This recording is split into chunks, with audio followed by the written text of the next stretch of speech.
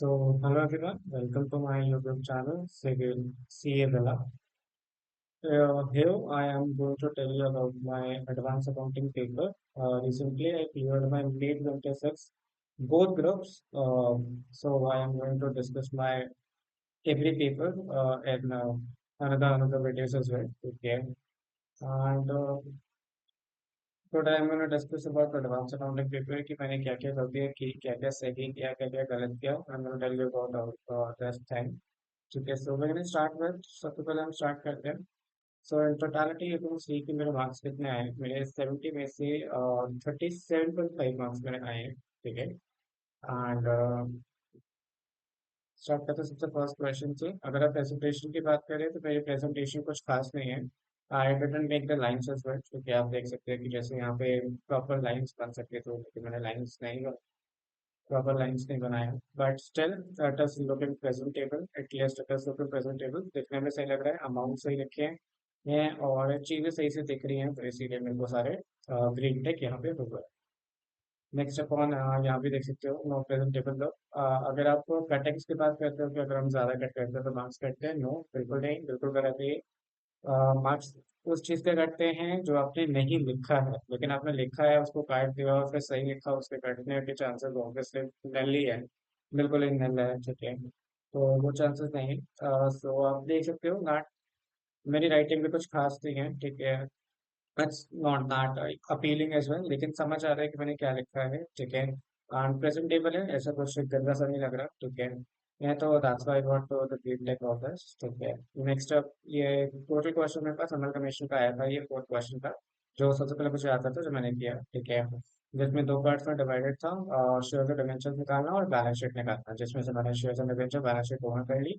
एक मेरे से मिस्टेक हो गई, मैंने रिजर्वेशन सरप्लस का पॉइंट आई थिंक मैंने वो स्किप कर दिया, जिसकी वजह से यू कैन सी कि मेरा पूरा क्वेश्चन में ग्रीन टिक है. देयर इज नो ब्राउन टिक और रेड मार्क कहीं पे नहीं है, आप देख सकते हो.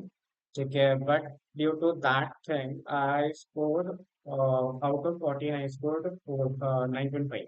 ठीक है, आउट ऑफ 14 आई स्कोर्ड 9.5. ठीक है, so you can avoid one thing कि मतलब आप चीज़ों को ध्यान ध्यान से देख सकते हो. ठीक है, कि मतलब क्या गलत है, क्या छूट गया, क्या नहीं, देख के अगर आपके पास टाइम है तो just go through with the paper.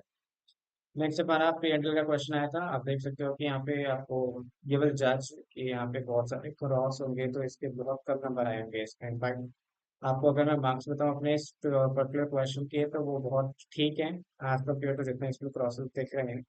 ठीक है, तो आप देख सकते हो इतना कोई प्रेजेंटेबल लुकिंग नहीं है. एक मैंने ऑब्वियसली लाइन मैंने लास्ट में लिखी थी, लास्ट में I just use the scales रफली. ठीक है, and you can look that 18,000 का भी मैंने ऐसे लिखा था जैसे आई जस्ट डिड इट. ठीक है, ये सो इट्स नॉट अपीलिंग. ठीक है, मतलब इतना कोई प्रेजेंटेशन को लेकर कुछ है नहीं, लेकिन आपको इतना लिखना आना है, लिख के आना है इतना कि सामने वाले को समझ में आए कि आपने लिखा है, क्या लिखा है, कितना अमाउंट लिखा है, दैट्स इट. इतना कोई ब्यूटीफुली लुकिंग अपीलिंग करने की जरूरत नहीं है. ठीक है, नेक्स्ट आप लोग हो सकते हो नोट्स टू अकाउंट्स मैंने बनाया. नोट्स टू अकाउंट्स में आई थिंक मुझे इसमें नंबर बहुत ज्यादा मिले हैं. ठीक है, और इन टोटालिटी ये क्वेश्चन जो था वो 10 मार्क्स का था, but I score 7 marks. In totality ये क्वेश्चन 10 मार्क्स का था, in which I score 7 marks, which is going decent marks. ठीक है, जितने इसमें रेड मार्क्स है, रेड क्रॉसेस लगे हुए, उसके हिसाब से तो ठीक ही है 7 मार्क्स. ठीक है, गोइंग टू द नेक्स्ट. हमारे पास एक क्वेश्चन आया था जिसमें बताना था कि AS24 से डिसकंटिन्यूइंग ऑपरेशन का क्वेश्चन आया था कि मतलब एक ये सिनारियो दे रखा था कि वो डिसकंटिन्यूइंग ऑपरेशन है या नहीं है, तो उसमें वो डिसकंटिन्यूइंग ऑपरेशन था. बट मैंने डेफिनेशन लिखी, जैसे कि आप देख सकते हैं यहाँ पे मैंने डेफिनेशन को पॉइंट आउट किया. ठीक है, तो जिसकी वजह से आई गॉट सम नंबर. ठीक है, एंड यहाँ पे मैंने वो गलत कर दिया बिकॉज वो था और मैंने बोला कि वो डिसकंटिन्यू ऑपरेशन नहीं है. That's why I got only 1 marks out of 4 marks. ठीक है, ये क्वेश्चन 4 मार्क्स का था, when I got 1 marks only. Next हमारे पास एक क्वेश्चन आया था AS11 से, जहाँ पे पैरा 26 ए अप्लाई होता है नहीं होता, और थर्ड जो एक क्वेश्चन आता है, सेम क्वेश्चन आया था, इतना कोई डिफिकल्ट नहीं था. इनफैक्ट ये 4 मार्क्स का क्वेश्चन था. This question was a 4 marks, out of which I scored 4 out of 4. ठीक है, तो that was good decent marks. Next हमारे पास एक क्वेश्चन आया था AS5 से कि मतलब चेंज इन अकाउंटिंग पॉलिसी है कि नहीं, जिसमें 4 पॉइंट्स आए थे, आउट ऑफ विच दो मैंने सही किया था, दो मैंने गलत हो गया था, ड्यू टू सम कंफ्यूजन सुना। तो ये 1.5 आई गॉट इन दस, ठीक है, out of 4। Out of 4 I got 1.5 for correcting 2 points, ठीक है।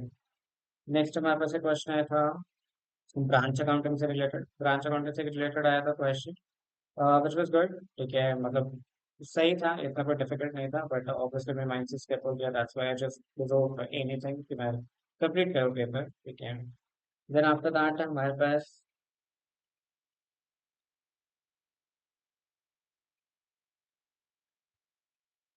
नेक्स्ट हमारे पास एक क्वेश्चन आया था जर्नल एंट्रीज का, ठीक है। सिंपल सा क्वेश्चन था, उसी का पार्ट था जर्नल एंट्रीज का, ब्रांच अकाउंट्स का क्वेश्चन आया था। जो ये आई थिंक टोटल जो मार्क्स था आई थिंक वो 6 मार्क्स का था, तो जर्नल एंट्रीज में करेक्ट हो गई, जिसकी वजह से I got 4 marks. Okay. Next हमारे पास एक क्वेश्चन आया था सिंपल जर्नल एंट्रीज का, कुछ ऐसा खास नहीं था, इंटरनल कंस्ट्रक्शन से क्वेश्चन आया था। यू कैन सी कि मैंने कितनी सारी यहाँ पे कटिंग्स की, स्टिल आई गॉट अ टिक, क्योंकि मेरा पॉइंट सही था। तो आप ऐसा मत सोचो कि आपको, देखो मैंने सिंगल से टिक मारा, मतलब कि एक सिंगल सा मैंने इसमें लाइन खींची कि दिस इज रॉन्ग, और ऊपर मैंने उसको लिख दिया कि हाँ दिस इज करेक्ट, ठीक है, and I got the number, you can see all the green tick marks, ठीक है। सो दैट्स द टाइम, ठीक है। इन टोटलिटी क्वेश्चन 8 नंबर का था, इन दिस आई स्कोर्ड, कुछ ट्रांजैक्शन आई थिंक मेरी गलत होगी, जिसकी वजह से आई गॉट 5.5, ठीक है। एंड यू कैन सी कि मतलब प्रेजेंटेशन अगर इसकी बात करो तो ऑब्वियसली जब गलत होने लगता है तो आपको पता है कि आप हजारों चीजें क्रॉस करते हैं, तो वही चीज मेरे साथ भी हुई थी, एंड वही चीज मेरे साथ भी हुई, एंड बहुत सारी क्रॉसिंग्स कर दी, but still I got a decent marks at best, और 5.5 आउट ऑफ 3। फिर उसके बाद मेरे पास लास्ट के लिए 30 मिनट्स लेफ्ट थे, ठीक है, आवर्स लेफ्ट थे, 30 मिनट्स। तो मैंने ट्राई किया कि मेरे से जितना हो सकता है मैं कर दूँ, मतलब I was not following the format, I was not following the presentation, I was just following ये कि मेरे को जितना आता है मैं उतना करके बता दूँ सामने वाले को, at least I will get not 5 number का क्वेश्चन में 5 नंबर नहीं भी आएंगे तो 2 नंबर आ जाएंगे, 8 नंबर के क्वेश्चन में 8 नंबर नहीं भी आ जाएंगे तो 5 नंबर आ जाएंगे, इतना मैं करके आया हूँ, ठीक है।